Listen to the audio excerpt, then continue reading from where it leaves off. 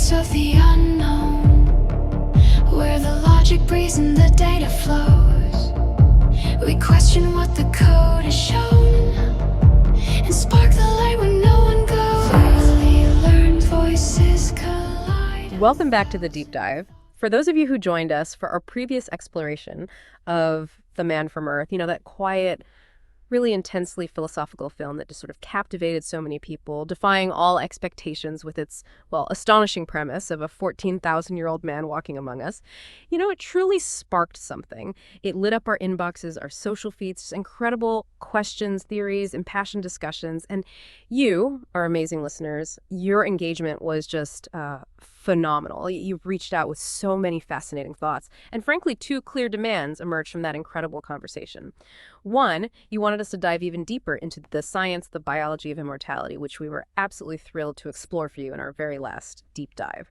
We unpacked the biological nuances, the cellular mechanisms, the scientific, impossibilities that John Oldman's story so playfully yet provocatively challenged. And two, an overwhelming request came through loud and clear. You wanted us to unpack the story's continuation, the much anticipated 2017 sequel, The Man from Earth, Holocene. Yeah, and what's really compelling here, I think, is how the original film left us contemplating these profound implications of endless life through purely intellectual debate. It was almost like a philosophical play unfolding in just one room. It was really about the idea of immortality, right? So today, our mission is precisely that, to offer, a concise refresh of that foundational understanding of John Oldman's extraordinary existence and the initial film's premise, and then really delve deep into the sequel. We'll be dissecting how Holocene builds on, how it challenges, and maybe fundamentally redefines the legend of John Oldman, or, in this new chapter, John Young. We're going to pull apart the new mysteries it introduces, the significantly escalated stakes, and of course, the rather polarized reception of this much anticipated follow-up. It really moves the story from the theoretical, the hypothetical, to something intensely personal. It adds layers of new, kind of unexpected vulnerabilities to a character we thought we understood. All right, let's unpack this one. Let's quickly refresh our memories of the first film, The Man from Earth, from 2007. I imagine this scene. A seemingly quiet farewell party for a university professor, John Oldman, at his remote cabin. It's all very normal, tinged with nostalgia, until John, played with this captivating, almost unnerving quiet intensity by David Lee Smith, casually drops a bombshell. He claims he's a 14,000-year-old Cro-Magnon man who has simply never died. And here's the genius of it. No special effects, no action sequences, just pure, unadulterated dialogue and ideas. It's essentially one single extended conversation, a crucible of intellectual debate unfolding entirely within one living room. And that's precisely what's so remarkable about it. I mean, the director, Richard Shankman, managed to create this massive cult classic on an unbelievably shoestring budget. Like, what was it, $200,000? Yeah, something tiny like that, shot in 8 days. 8 days. It's a testament to the power of a strong script and just compelling performances, proving unequivocally that you don't need spectacle to challenge an audience's mind and spark profound thought. The confined setting, that single living room, it strips filmmaking bare, doesn't it? It forces you to engage intimately with every word, every idea. Shankman masterfully uses these tight close-ups to show every flicker of doubt or dawning belief on the characters' faces. It makes you, the audience, feel like a silent, engaged participant in this extraordinary conversation. It relies solely on a smart script and the actor's commitment. It really proved that ideas can be the most compelling special effect. Exactly. And that confined setting creates the perfect intellectual gauntlet. John's academic friends, a diverse group. You've got Harry, the biologist, Art, the archaeologist. Who comes back in the sequel? William Catt. Right, William Catt is back. Then Edith, the devout Christian, Dan, the anthropologist, Sandy, the historian, and Linda, the bright student. Each brings their own unique disciplinary expertise to the table. They rigorously push back on his incredible claims. Each applies the lens of their specialized knowledge to dissect his story, looking for inconsistencies, seeking proof, demanding some kind of rational explanation for the seemingly irrational. Yeah, like Harry, the biologist, he immediately zeroes in on the biological impossibility of perpetual life. He's citing fundamental principles like cellular senescence, which we talked about last time. Exactly, the cells just stopping dividing, and the inevitable buildup of metabolic waste. He highlights how our bodies seem intrinsically designed for a finite lifespan, maybe 120 years max, under ideal conditions. John's speculative response, though, about perfect regeneration and detox, almost like this immune system quirk that lets him duck decay, Well, it made the impossible sound almost plausible, at least within the story's unique rules. It was a clever narrative device, wasn't it? To bypass scientific reality without resorting to outright magic. It invites you to consider biology from a fresh, albeit fictional, angle. And Art, the archaeologist, played by William Catt, as you said, he challenges John's historical accounts. He pushes back, suggesting John could have just read a lot of books and synthesized the knowledge, playing a clever trick. And this is where it gets really interesting, I think. John himself admits his memory isn't perfect. He calls it retrospective, meaning he can only integrate his recollections with modern historical and scientific findings. He says he's constantly unlearning past nonsense, like the flat earth theory or ancient medical ideas. Like the four humors, yeah. Right. This fallibility, this very human capacity for error and continuous learning makes him strangely relatable. He's not an all-knowing, infallible God. It forces you to consider how much of what we know or believe to be true is constantly influenced and refined by our current understanding. And then there's Dr. Gruber, the psychiatrist. He probes the immense emotional and psychological cost of John's existence. He finds John's unnerving calmness kind of disturbing, right? He questions the profound guilt and loneliness that must come with outliving every single person he's ever known, generation after generation. This raises that incredibly important question for us to ponder. What kind of immense emotional and psychological burden is true immortality? It shifts the focus from the purely intellectual how he exists to the deeply human what if. What would it truly feel like to be perpetually alone in the current of time? Like an eternity of lost. Exactly. Philosophers and ethicists have, explored this for ages, often concluding that infinite life, far from being a blessing, could be an eternal curse of isolation and despair. John's detached demeanor, you feel, is maybe a shield against that crushing weight. As the conversation progresses, John drops even bigger bombshells. Each one ratchets up the tension and the incredulity. He casually claims to have known Van Gogh, befriended him while working as a pig farmer in the Netherlands, even received a painting directly from the artist. He mentions sailing with almost sailing with Columbus because he still thought the Earth was flat then. Which again, reinforces his limited perspective based on the time. Exactly. But most significantly, he claims to have studied with the Buddha, calling it his most profound and transformative experience. Right. And if we broaden our perspective here, connect this to the bigger picture, John tentatively reveals that he tried to bring Buddhist teachings, compassion, tolerance to the Roman Empire. And in doing so, he became, essentially, the unwitting inspiration for Jesus Christ. He explains the crucifixion not as a divine act, but as a practiced meditative technique he learned in Tibet and India, which, within the film's narrative, allowed him to drastically slow his vital signs to appear dead, then escape the tomb. Seems plausible in a movie context. Well, it's his explanation. His ascension, he explains, was simply him trying to escape the ensuing fuss, the burgeoning religious movement, heading off to Central Europe. He frames Christianity in this context as a profound misinterpretation of his simple message. As he puts it, very memorably, I threw a clean pass, they ran it out of the ballpark. That's such a great line.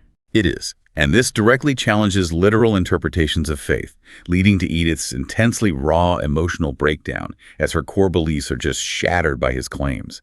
It's a powerful, deeply personal moment that underscores the fragile nature of deeply held convictions when confronted with an alternative narrative. The film masterfully crafts this scenario where John's extraordinary story can neither be definitively proven nor disproven. It leaves it entirely up to you, the audience, to decide. Is he telling the truth? Is it an elaborate, maybe cruel prank? Or is he experiencing some profound delusion? He even at one point confesses it was all a hoax, giving his friends an easy outright, an escape hatch from the unsettling reality he presents. But then, the first film's ending delivers a true gut-punch shock. Dr. Gruber, the psychiatrist, discovers John is actually his own long-vanished father, John Savage. John just casually mentions the pseudonym and a specific detail from Gruber's childhood. And it clicks. The unimaginable weight of this truth tragically leads to Gruber's death by heart attack. His mortal mind just cannot reconcile this impossible reality. This moment profoundly underscores John's unique burden. He says this is the first time John has seen one of his grown children die. Chilling. It's a unique portrayal of the profound loneliness and suffering woven into his eternal existence.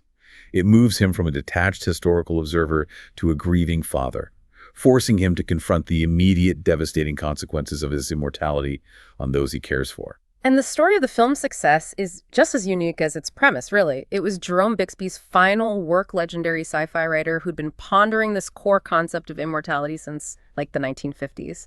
He dictated the final draft on his deathbed, making it this powerful philosophical final statement on the human condition. And its meteoric rise to cult classic status was unexpectedly fueled by word of mouth and even remarkably widespread piracy.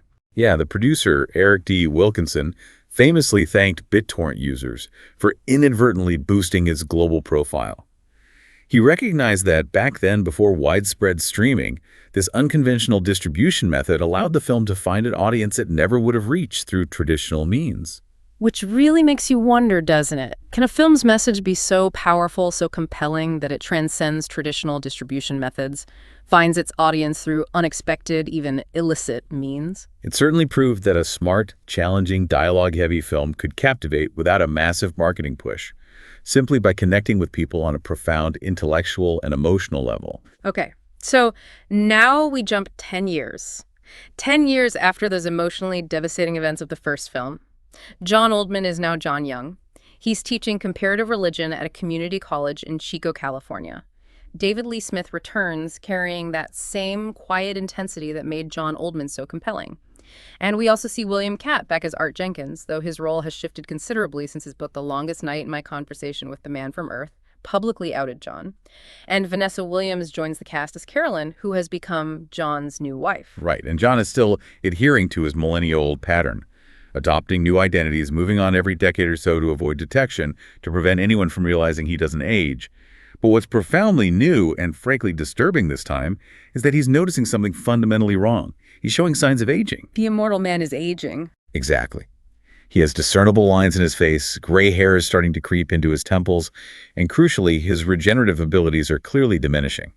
This is shown early in the film by a seemingly minor cut he gets during a hunting trip that just doesn't heal as fast as it used to or as fast as he expects. This dramatic vulnerability immediately puts the central mystery at the forefront. Is the immortal man finally dying?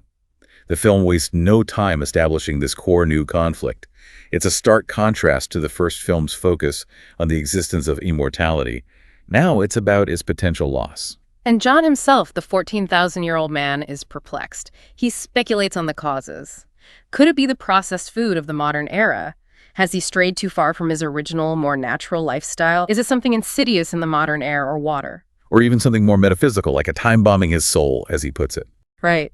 This vulnerability is such a radical departure from everything we understood about him. It completely changes the stakes from the original film's purely intellectual debate.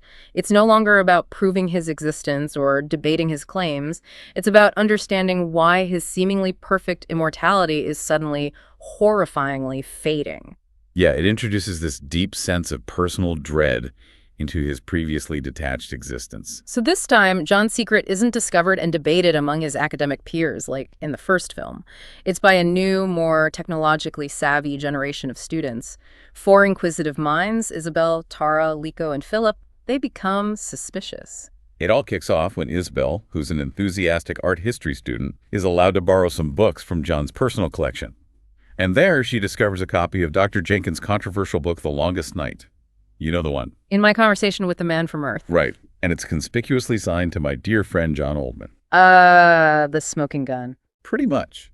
This immediately and undeniably connects their mild-mannered professor, John Young, to the infamous immortal caveman described in the book. It's a clever, kind of modern way to reintroduce Jenkins and the impact of the first film, but now through the lens of a younger generation who can instantly cross-reference information online. They quickly start drawing parallels between John Young and John Oldman, the similar names, the quiet demeanor, the academic background, his aversion to technology, especially cameras. And Philip, one of the students with a very deeply held religious faith, is particularly challenged by the book's claim that John was Jesus. He grapples intensely trying to reconcile his deeply held literal beliefs with this startling, potentially blasphemous possibility. So the students become these amateur sleuths using modern investigative techniques. They're spurred by a mix of curiosity, intellectual challenge, and maybe sometimes naive recklessness. Their investigation escalates really fast. They pursue Jenkins's leads, contacting a retired university professor, Violet Colson, who, after some prodding, remembers meeting John back in the 1950s under yet another name, John Place. confirming the pattern. Exactly, confirming John's long-established pattern of identity changes. Their curiosity leads them to even trespass into John's house. Which is a big step. A huge step. Yeah. And there they find more books under various pseudonyms, further solidifying their suspicions. And then, incredibly, they uncover a painting believed to be by Vincent van Gogh. Isabel's art history major cousin, after seeing a photo, thinks it could actually be authentic, lending staggering credence to John's earlier story about befriending the artist. Wow. This evidence gathering becomes increasingly desperate, showing their fervent determination to uncover the truth. They even resort to photographing John while he's asleep, recognizing that in the modern age of ubiquitous cameras and facial recognition, his traditional methods of avoiding detection, like refusing to be pictured, are just not sufficient anymore. It's a stark reminder of how the world has changed in those 10 years since the first film, isn't it? Absolutely. So, as the students close in, John's carefully constructed, quiet life starts to fray. It really reveals the immense personal costs and the deep loneliness of his long existence. He's now married, as we mentioned, to a fellow faculty member, Carolyn Kittredge, played really poignantly by Vanessa Williams. And the film portrays the profound inherent difficulty of an immortal like John, attempting to sustain a truly intimate relationship with a mortal. He finds himself in that agonizing position again, having to tell Carolyn he has to move on, despite their genuine connection. He says, "It's difficult to discuss." He tries to explain that he told her from the very start he would eventually move on, but for Carolyn, it's just something people say at the beginning of a relationship, They don't actually expect it to happen. Yeah, you never believe it'll really come to that. Right. And Carolyn's poignant response, "How can a man with so much passion be so cold?" It just highlights that emotional chasm his secret creates. It's the ultimate barrier between his eternal existence and her finite human understanding of love and commitment. It's a recurring, heartbreaking theme for John. The fundamental incompatibility between his unending life and the fleeting nature of mortal love. Carolyn, sensing his detachment but desperate for connection, she urges him to give the opposite of being alone a chance, to truly commit to a life with her. But John, resigned, replies, doesn't work so well for me. Yet the weight of his loneliness is still palpable, isn't it? It's this deep current running beneath his calm exterior. He confides subtly in Dr. Parker, a colleague who has just become a grandfather, remarking with this wistful tone that nothing lasts forever, even whiskey spoils, and admits the profound difficulty, even regret, about not having children. That's a powerful moment. It really humanizes him further, showing his internal conflict between his chosen solitude as a means of survival and an unspoken, very human yearning for lasting connection and legacy. And this simmering tension is then exacerbated by a truly uncomfortable scene. It unfolds when Tara, one of the students, makes an unwelcome sexual advance toward John in his office. Her actions reveal her own deep-seated loneliness and maybe a misguided desire for connection with him, possibly fueled by the extraordinary mystery surrounding him. It's pretty creepy. It is. John firmly rejects her, tells her in no uncertain terms to leave. This deeply unsettling encounter, this profound breach of his personal and professional boundaries, acts as a sharp catalyst. It forces John's hand to accelerate his departure. He recognizes that his usual 10-year window for moving on is closing much faster now. These students aren't just on his trail. They're actively invading his personal space. So, with John preparing to leave, knowing his secret is basically out, the students confront him directly about the book's veracity. This is such a stark departure from the first film's quiet intellectual discussion. The stakes are far higher and far more desperate for John, who is now physically vulnerable and feels cornered. And in a desperate, almost fanatical attempt to keep him there until Jenkins arrives, so Jenkins can verify John's story, the students, primarily led by Philip, resort to shocking measures. They tase him and physically restrain John in his basement, with Philip assigned to guard him. Whoa! Okay. Yeah. This is a radical, unsettling shift from the first film's purely intellectual confinement. It moves from a battle of wits to a physical kidnapping. It demonstrates how far the students are willing to go for the truth and the terrifying, dangerous implications of their zealous pursuit. It's a direct, violent consequence of the first film's ending, where John's truth was devastating but nonviolent. Here, the confrontation takes a deeply disturbing turn. So, trapped, physically restrained, John finally drops the pretense. He sheds the John Young persona and engages Philip, the religiously devout student, in this deeply philosophical and ultimately tragic conversation. This exchange becomes the emotional and intellectual heart of the sequel, really. John admits to Philip, with this heavy sigh, "I'm Jesus." He explains, with a weariness born of millennia, that he's been hiding all this time precisely because he witnessed the distortion of his moral teachings, the centuries of violence and suffering that followed his simple message. He clarifies, "I never claimed to be a god, just a man who thought long and hard about the human condition and achieved enlightenment." So he's doubling down on the claim from the first film. He is, but now he's presenting it directly to a young, fervent believer whose faith is built on a very different foundation. He seems to want Philip to understand, to see the broader truth he perceives. And here's where it gets truly pivotal and deeply challenging. Philip is initially thrilled, right? He thinks he's witnessing the divine, a miraculous fulfillment of prophecy. But his literal interpretation of faith is fundamentally challenged when John asserts with calm conviction that all religious paths lead to salvation, and that there are many paths to enlightenment. Which is heresy to Philip's worldview. Exactly. It directly contradicts Philip's rigid, exclusive interpretation of Christianity, which posits a single, narrow path to salvation. John elaborates further. He argues that the Bible, while sacred, is fundamentally a book written by people, a collection of human interpretations, historical accounts, not divine dictation. He emphasizes that human history and diverse spiritual traditions offer equally valid paths to truth and enlightenment. He challenges Philip's literal interpretation, calling it liberal theological nonsense in the face of what John perceives as these higher universal truths. He states that Philip's rigid approach to faith is not what Jesus would truly teach. He is really pushing Philip's buttons. He is. He contrasts his own journey with the Buddhas, who also didn't claim divinity, and notes the remarkable overlap in their core teachings, the golden rule, charity, compassion. He points out that while Jesus' message involves suffering for others, Buddha's aim was to eliminate suffering by eliminating desire, showing this common ground in humanity's spiritual quests. This intellectual and spiritual clash forms the painful core of their confrontation.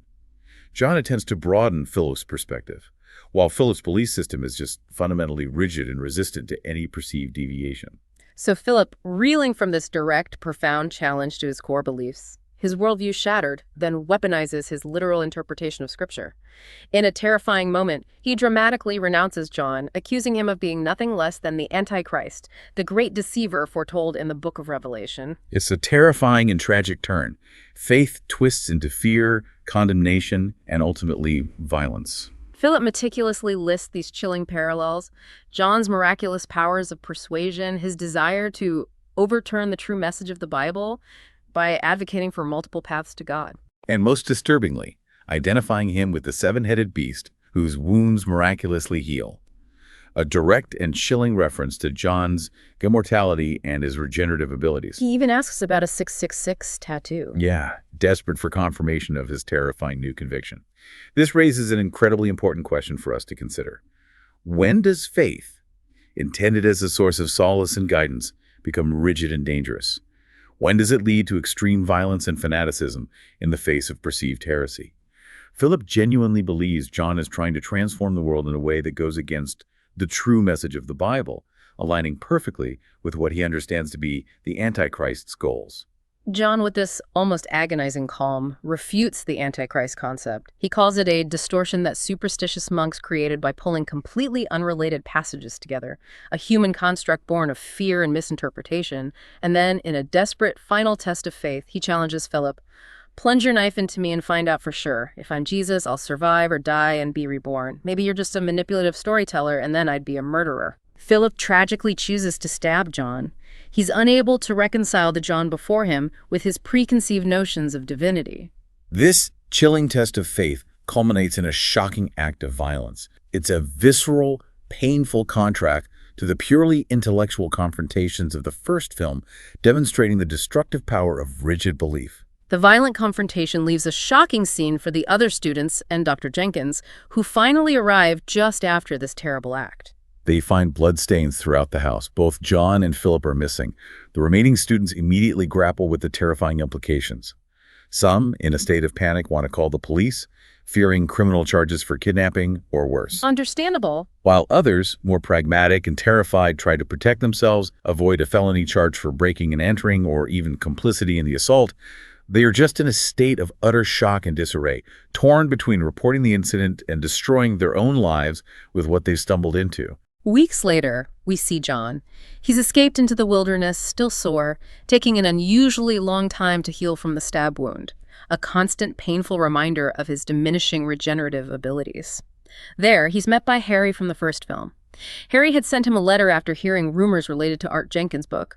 This reunion offers a glimpse of an enduring connection for John after all that profound loneliness. And what's particularly fascinating here is Harry and John's discussion connecting John's aging to the geological epochs of Earth. Harry, ever the biologist, explains that the Holocene epoch, which began roughly 12,000 years ago, around the time John was born, is now coming to an end. We are, he suggests, entering the Anthropos, an epoch defined by humanity's severe and pervasive impact on the planet. An impact so profound it has permanently altered Earth's geological record and ecosystems. Wow, okay. And John ominously states this would explain a thing or two about my condition, suggesting his aging isn't merely a biological anomaly, but is tied to the end of an era, tied to the end of the very epoch of Earth he has inhabited. So his body is linked to the planet's state. That's the implication. It adds this global, environmental, and deeply symbolic layer to his personal crisis. It elevates it beyond just a biological mystery to something intrinsically connected to the lifespan and health of the Earth itself. It hints at a kind of cosmic empathy, where John's own life force is intrinsically linked to the planet he walks upon. After this sobering discussion, John agrees to go with Harry to visit his dying father. He seems to accept Harry's invitation to stay with his family. The film leaves open that intriguing speculation among fans. Could Harry's father be another immortal? It's a possibility John himself briefly mentioned in the first film when he spoke of meeting another man he thought might be like him in the 16th century. Right. This return to Harry offers a potential moment of solace and perhaps the closest thing to a family connection John can find after millennia of solitary existence. But the film ends on another unsettling note. An FBI agent, Angela Garcetti, visits Dr. Jenkins. Yeah, she reveals the FBI has been tracking John Young, who matches the description of a man who died years ago, but is consistently placed at the scene of violent crimes across different locations and times. She asks Jenkins if an immortal, identity-changing serial killer could exist, connecting John to a string of violent murders under various aliases. Oh, boy. Jenkins, with his chilling nod to his new solidified belief in John's immortality, replies, "Anything is possible." This ending opens up a terrifying new possibility for John's narrative. It raises an important question. Could John's long life inherently lead to him being suspected of violence, simply by virtue of his enduring presence across centuries of human conflict? Or is there truly an evil immortal counterpart? A possibility John himself hinted at in the first film when he spoke of meeting another ancient man who he ultimately had to leave because of his destructive nature. And Philip's disappearance is also prominently on the FBI's radar, leaving a major loose thread for potential future installments. So let's talk reception. The Man from Earth, Holocene, had a remarkably low box office, earning just $5,472 worldwide. Yeah, pocket change, really. Indicating a very niche release, perhaps a limited theatrical run, clearly wasn't designed for blockbuster success. But then again, its predecessor found its audience in incredibly unconventional ways, so maybe box office isn't the whole story. True. Metacritic user reviews, for instance, give it a generally favorable score of 6.3 out of 10. But the breakdown of those reviews reveals a truly mixed bag. 48% positive, 38% mixed, and 14% negative. This reflects the polarized opinions of the audience. People clearly had strong feelings, both good and bad, about the direction the sequel took. Many fans felt it diverged too much from the intellectual purity of the original, while others appreciated seeing John in a new light. Yeah, many viewers, like that Metacritic user ArpitGarg, found the sequel underwhelming, to say the least. They felt it was largely filler that didn't add anything substantial to the original story, going so far as to call it a 90 minutes long snooze fest. A core complaint that emerged repeatedly was that it lacked the strong, solid, dialogue-driven plot that the first film, despite its low budget, possessed. The shift from intellectual debate to a more physical, action-oriented, and mystery-driven narrative was a significant point of contention for many who cherished the original's unique approach. And the biggest criticism, hands down, revolves around John's aging. Critics and fans alike felt it fundamentally destroys the soul of the first movie by directly contradicting the very premise of his established perfect immortality. Furthermore, leaving the reasons for his aging entirely unexplained was seen as pure cheating by many, especially since it's introduced as the central mystery right at the beginning of the film. It does feel like a cheat if you don't explain it. Right. It raises that important question about narrative consistency. Does introducing a central mystery without resolution undermine the audience's engagement, particularly when it directly contradicts the foundational premise established in the original work. Many felt that if this radical change was going to be explained later, it should have been hinted at with more care, rather than made the central, unresolved mystery of this specific story. Felt like a fundamental shift without adequate justification, which frustrated fans who had bought into the original's rules. A very common sentiment expressed by disappointed viewers was the absence of that highbrow, intellectual sci-fi and scholarly dialogue that made the first film such a masterpiece of storytelling. While some appreciated seeing more of John Oldman's character, getting a glimpse into his day-to-day life trying to avoid detection in the modern world, they universally yearned for the deep philosophical discussions, the rigorous academic challenges that the original provided. The character of John Oldman remained fascinating, but the conversation, many felt, was just less intelligent, less thought-provoking. It veered more towards a standard thriller plot than a philosophical drama. What's quite fascinating here, though, echoing the independent spirit of its predecessor, is the film's unconventional release strategy. Yeah, like the original The Man from Earth, Holocene, fully embraced digital distribution.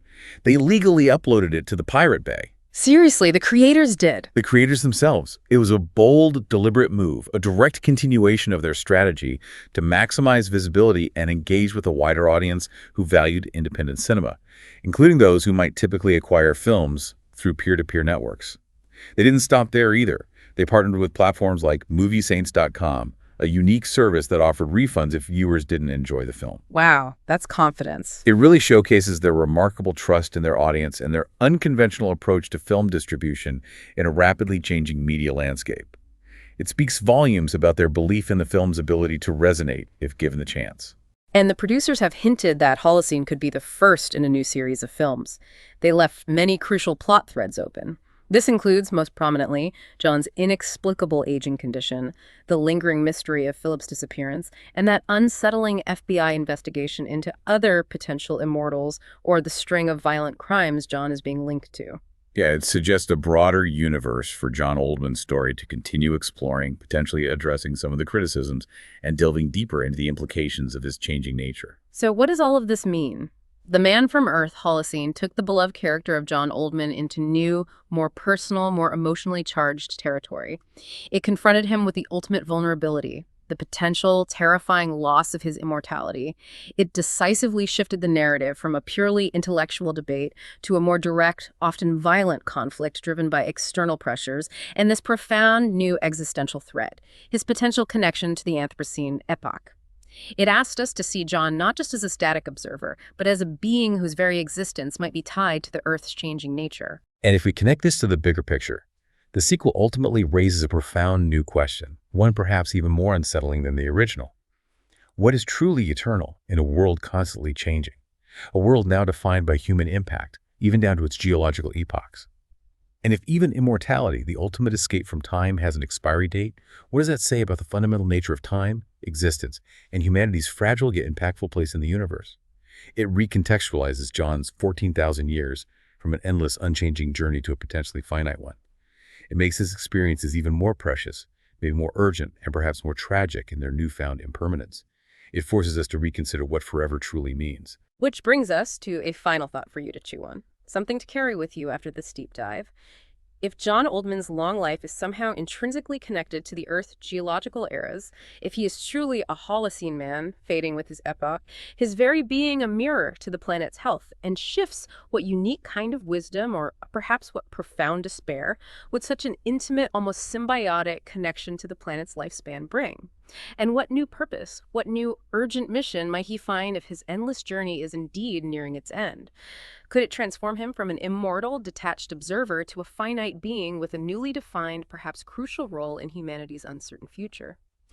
The conversation about John Oldman and his unbelievable journey continues to spark questions, and that's really the true magic of this story. If you haven't seen either film, or if you're ready for a rewatch of these thought-provoking tales, dive in. See what new questions and insights pop up for you. We'll be waiting to hear your thoughts.